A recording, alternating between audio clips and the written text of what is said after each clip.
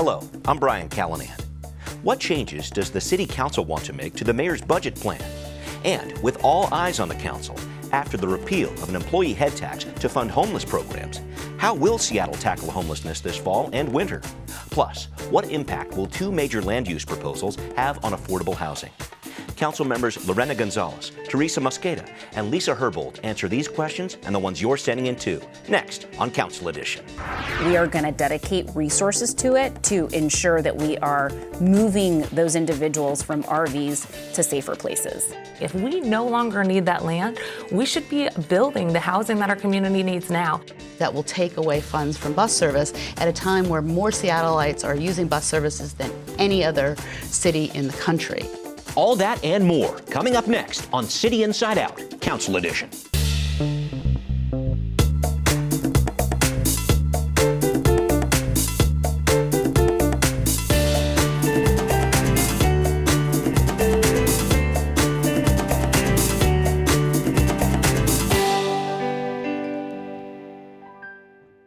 And here they are, Council Members Lisa Herbold, Teresa Mosqueda, Lorena Gonzalez. Thank you all for being here because I know it's a very busy time.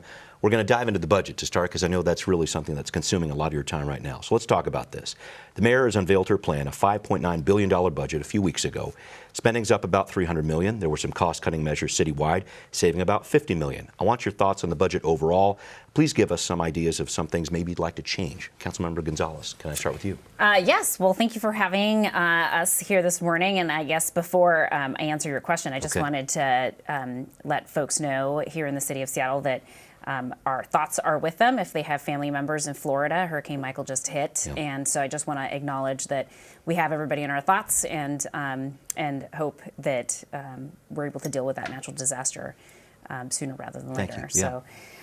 But in terms of our budget here, I'm going to be looking for a couple of things. One is top priority for me is making sure that we hold harmless the legal defense network that the city council funded a year ago. So originally we funded it at $1 million. It's currently funded at $795,000 by the mayor's proposed budget, and I'll be looking to make sure that we can find some additional resources to bring that back up to $1 million. Secondly, I'm very concerned that there is only a marginal increase in dollars allocated to be able to increase the number of affordable housing units for those experiencing homelessness or formerly experiencing homelessness. And so I think I'll be working really closely with my colleagues and others to identify how, using existing resources, we might be able to increase the production of housing units throughout the city. I'm going to dive a little bit more into that homeless issue in just a bit. But Teresa, I'll go to you here. Your first budget process on the council. What are your impressions of the mayor's budget? Where do you want to make some changes? Well, I think first of all, having this be my first budget season, I'm interested in what we can do going forward to help make this budget easily digestible by the full public. I think that what I've seen from other opportunities to work at the state level is that it's easy sometimes to find those line item budgets. I'd like us to go into an opportunity to see what we can do to make this more digestible to folks in the community, regular families, because it's a little hard to digest. But let me tell you, there's 5 things that I think that are critical right now. Number one is what Councilmember Gonzalez spoke to. We know that the most important thing to be healthy is a home. We do not see radical increases in the amount of dollars going into housing here, and I know that's because we're having to work within the existing dollar amounts that we have. So working together with our colleagues, I think we can try to figure out what we can do to bond to get additional dollars in hand so we can build housing. The second is additional shelters. I want to see how we can rapidly scale up the enhanced shelters, and I'll be looking at some innovative models from LA. The third thing is we need those folks who are providing services to those who are homeless and on the verge of becoming homeless to have adequate wages and childcare. We know that many people are falling into poverty because they don't have the childcare. And lastly, I want to make sure that we have dollars for health. Communicable diseases are increasing. I want to see how we can do a better job with providing the foundation for health going forward. And lastly, we can't get dollars in hand unless the federal census count includes every resident. So a big priority of mine this year, working with our colleagues, is to make sure that we have enough funding to do the outreach so we can count every resident in Seattle. That helps us with dollars for housing, education, and health. Big story. Councilmember Herbold, I'll go to you. Your initial budget impressions. I know you've been through this process a number of years here. And I wanted to talk about, too, economic forecasts for Seattle aren't bad, but the message I've seen is that we've been growing quickly, but that growth is starting to slow down a little bit. Right. Let's talk about that a little bit, if you could, Sure. and then some of your budget priorities, Absolutely. too. So it's true that the experts who do forecasting are anticipating a slowing of growth. That doesn't necessarily mean a downturn. Right. Really what you have to look at is what the cost of providing services is and how much that increases versus what your growth is. Now, if your growth is less than the increase in cost and services, then you're in a position where you might need to look at some cuts. Okay. And the reality is that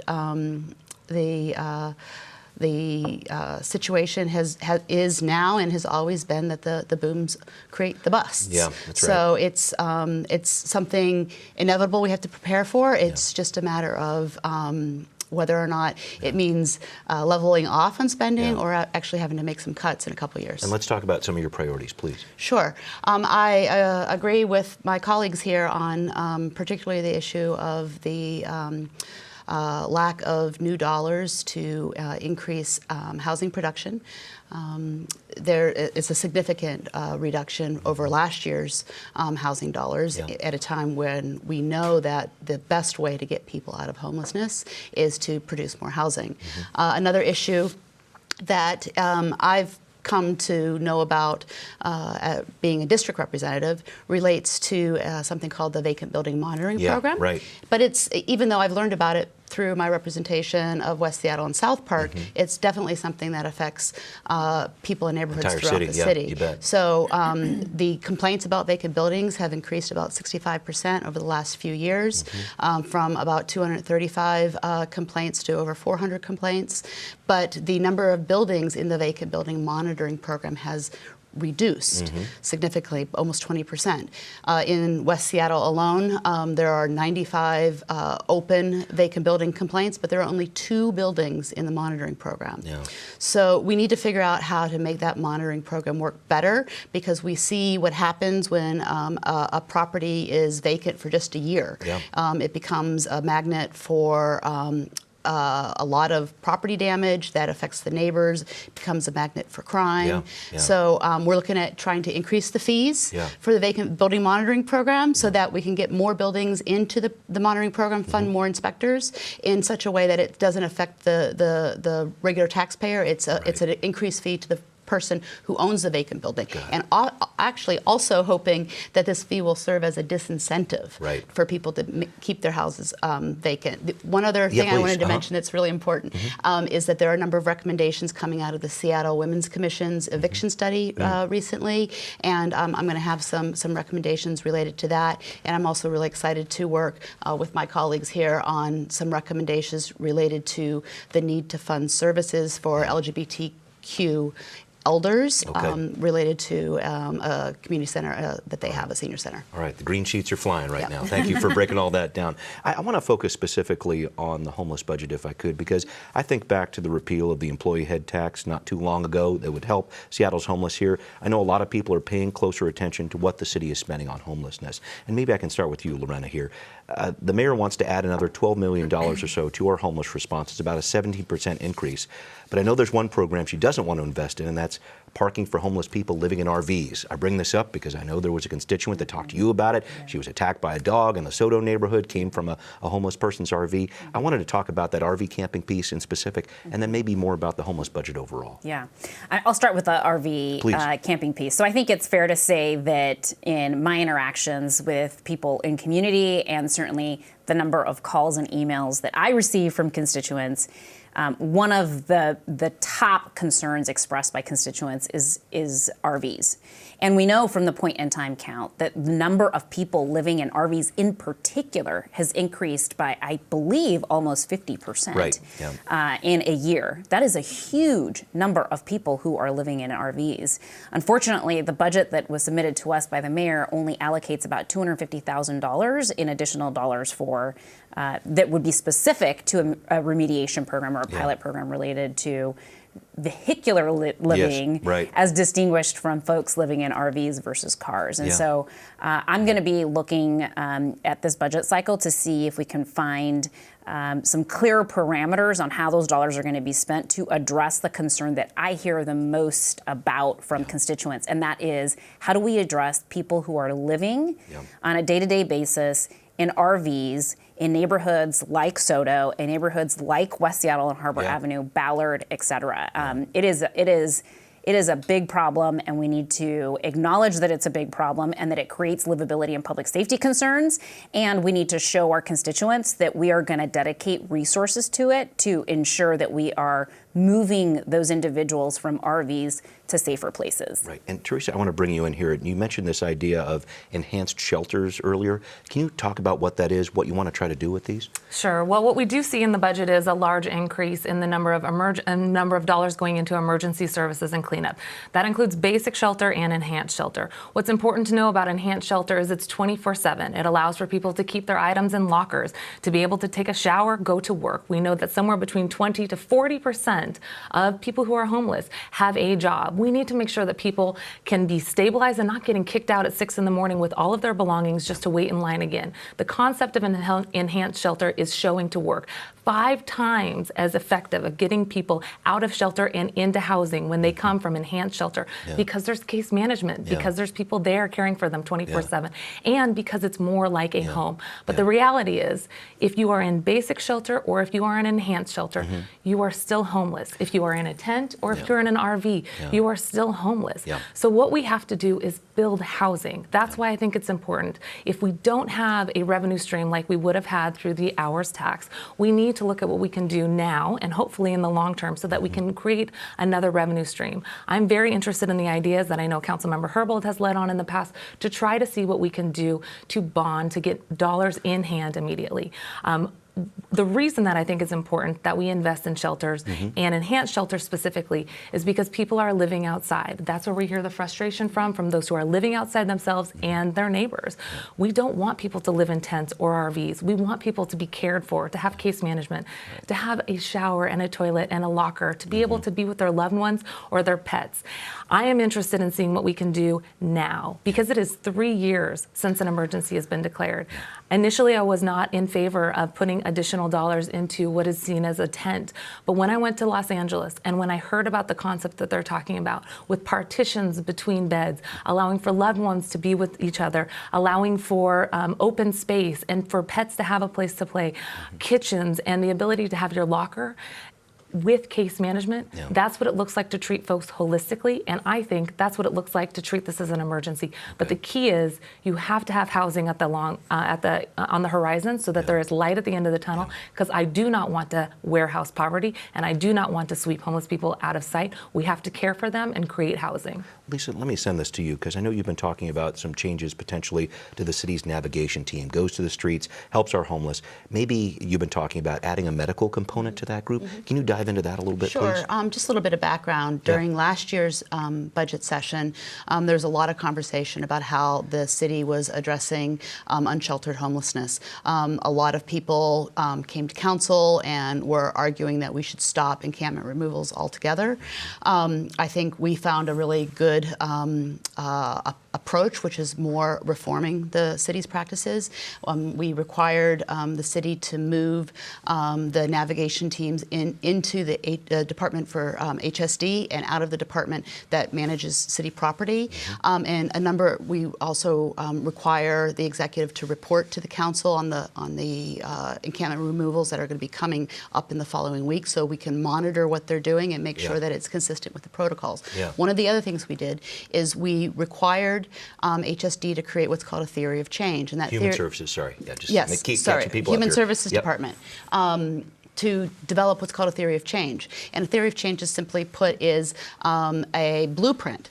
to make sure that the navigation team is actually accomplishing what our goals are for the navigation team, which is not just chasing people around the city, but actually getting them into permanent housing. And so the city auditor has created these 14 different checkpoints on the theory of change, and they've been reporting quarterly, and they've identified a number of things that they think that the navigation team needs to change. One of those things is better coordination with King County so that we can actually use the services that King County provides, nursing services, mental health services, and put them on the NAV team, because studies show that much like enhanced shelter, people in encampments are more likely to accept services if there are medical services also provided in that engagement, and if there's enhanced shelter that's offered as an alternative to more traditional shelter where you have to schlep your stuff around when you leave in the morning. That's a key piece to this. I'm going to wrap up the budget discussion with a mailbag lightning round here. So here we go. Lorena, you're up first.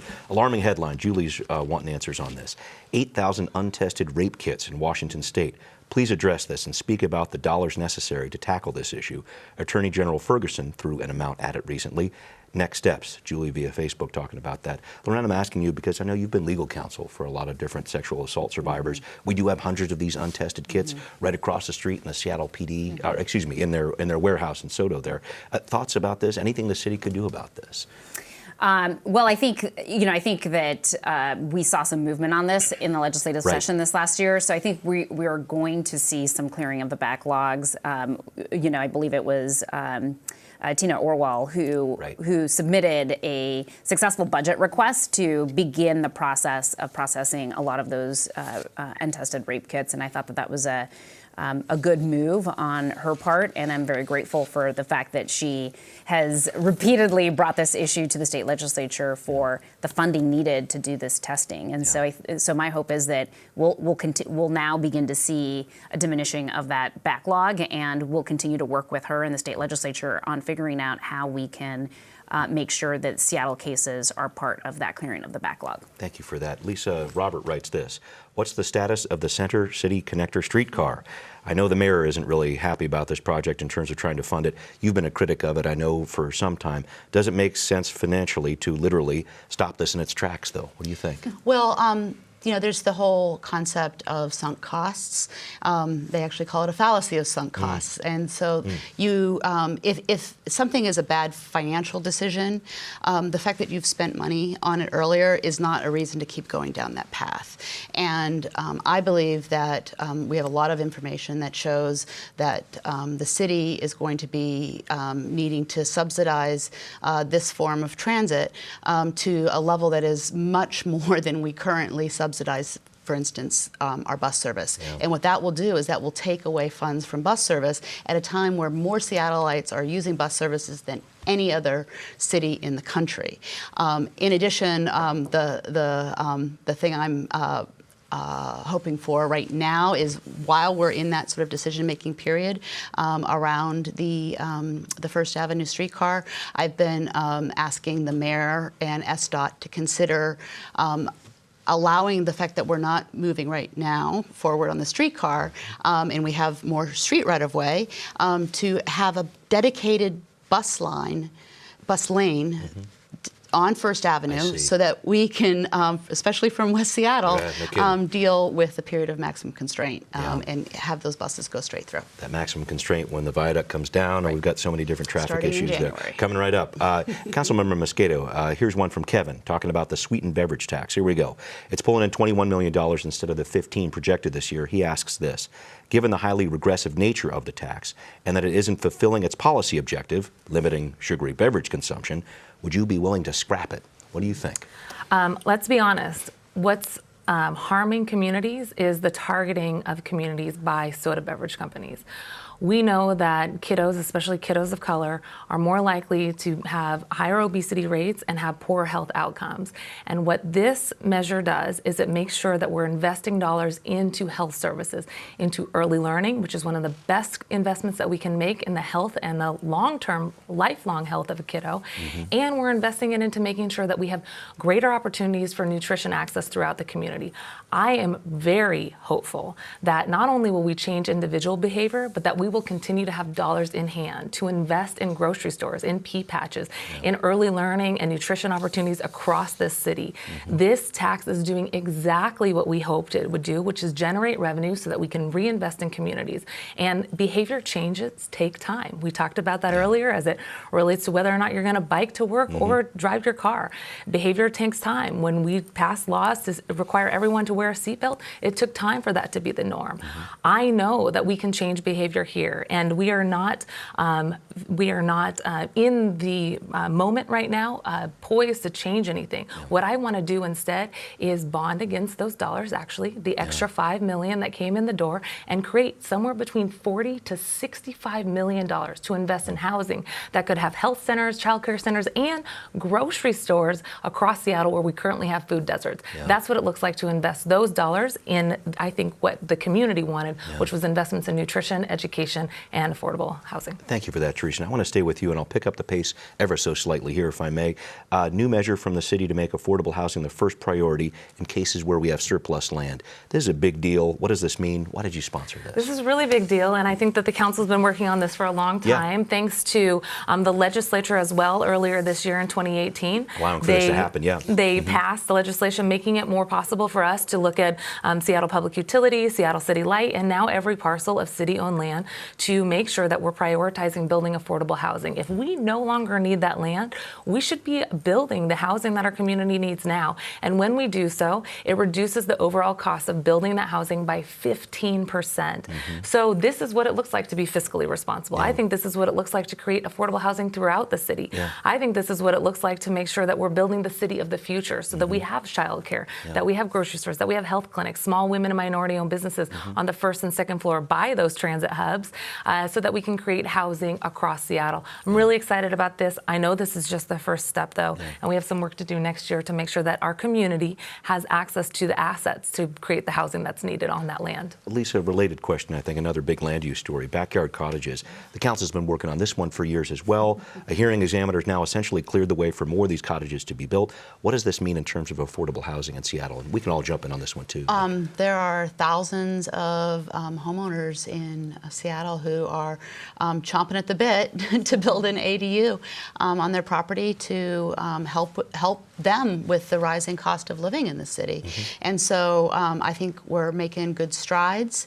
After the budget process, the council will begin developing legislation that will represent one of the alternatives. I'm fairly certain they're going to be focusing on the preferred alternative, the EIS. And we'll begin our deliberations and hopefully get something passed next year. Yeah, Lorena, I know you had spoken out on social media about this too.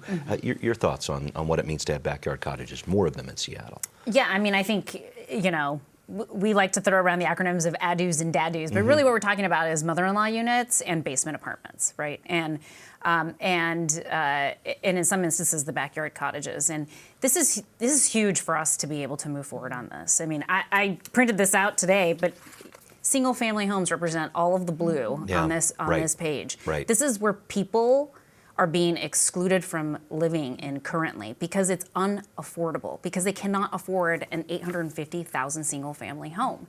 And we know that under existing policies, if we do not change the policies, we will see 2,030 homes, single-family homes, demolished, torn down in these zones if we do not pass this policy. If we pass this policy, we will only see 1,500 single-family homes torn down as opposed to over 2,000. Likewise, if we continue on the path that we are, we will only see about 1,970 mother-in-law units or backyard cottages produced. If we pass the policies as recommended by this EIS, we will see the production of over 4,000 different alternatives for middle-class families to be able to move into single-family homes and have a place here. And likewise, for single-family homeowners to continue to be able to bear the cost of an ever-increasing expensive city. Can I add one thing? Yeah, please, Teresa first, then you go. Okay. We might be saying the same right. thing. Okay, let's go. This is really a displacement mitigation strategy as well, because we know that individuals who may have been able to buy their homes in the 60s or 70s or 80s, especially for communities of color when housing was more affordable, these are the very families that are now struggling and getting pushed out of Seattle. We don't see the same level of home ownership, especially for communities of color. Right. And we know that those who lost their equity in the last recession were predominantly coming from communities of color. When we think about the opportunity to maybe build a backyard cottage or an adu or a dadu, allowing individuals to live on that same parcel of land without adding to sprawl, you're actually also creating revenue for that family who might have otherwise been displaced, kicked out of Seattle. If an elderly couple can now have a backyard cottage that they rent out to a family with one little kiddo, that creates density, but it also allows for that family to stay in place. It also makes sure that we're creating equity opportunities for the future generation. We're talking about allowing people to stay in home and potentially allowing people to get out of generational poverty by potentially having a place that they can call their own in the city of Seattle. So it's also a displacement strategy. It's an anti-pollution strategy when you're creating opportunities for people to live in the city. Alone, it's not enough. It's a piece of the puzzle there. Sure, sure. Lisa, please. I think that is 100% correct. And one of the things about this particular proposal that I think is really, it addresses one of the concerns that I've heard about detached dwelling unit development is a lot of people are worried that they're not going to be affordable. Even they're not going to be affordable because there are these big buildings that the rent's going to be really high. Well, this particular proposal messes with what's called the floor area ratio, and it reduces the floor area ratio so that big giant dadus can't be built, and those big giant dadus are the ones that are really expensive. So by making the size a little bit smaller, we're going to have better affordability and greater tree canopy, which having opportunities for green space, especially when we think about communities maybe not having a backyard anymore. Green space is so important for us as a city overall. So greater opportunity for green space as well. And important too, the new houses that will be built, they're talking about some size issues there too. So a lot still ahead with that. Thanks for diving into that. Lisa, can we talk quickly? National Hockey League looks like it's loving Seattle. Recommendation now in to the NHL Board of Governors to vote yes on bringing an expansion team here. Your thoughts on this, what this means for the renovation of Key Arena? Well, the city is working with Arena Co. on a bunch of pre-construction steps, including fencing, geotechnical testing. It's begun. We're in the process right now. We'll know a little bit more at the start of December. Thanks for that. Wanted to ask Teresa, new CEO at City Light, Deborah Smith, industry veteran, but I know she's going to have her hands full. Your expectations for the new boss of this utility? Well, I really appreciate Deborah Smith coming forward and wanting to be part of this process. She came to the interview table knowing the challenges that Seattle City Light has. We have an expectation that she will be the leader that can help us address workplace culture, meaning harassment, intimidation, and bullying. We need her to address workplace safety from everyone on the lines to the people answering the phones. We need her to be that leader so that we can continue to be a public utility that we can be proud of. She has not only the support of industry experts, but as we were interviewing her, people from the environmental community came forward.